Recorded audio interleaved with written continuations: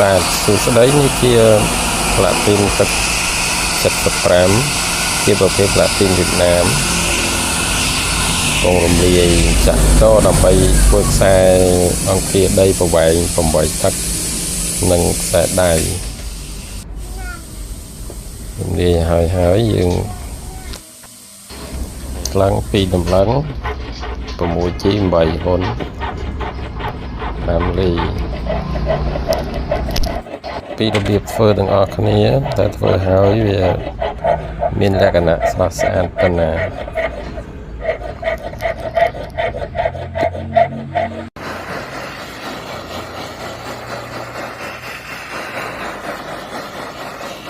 បាទដល់ឥឡូវចេញរូបរាងហើយយើងកំពុងតែឆាបមុនយកទៅចិតម៉ាស៊ីនយើងត្រូវឆាបវាភាសាសិនដើម្បីឲ្យវាមានមុខស្អាតទៅយើងយកទៅចិតនឹងម៉ាស៊ីនចិតឲ្យវា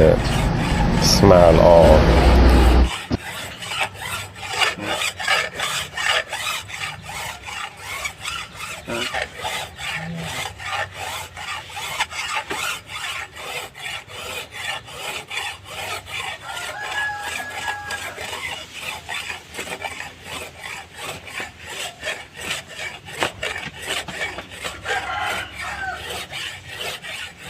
ណា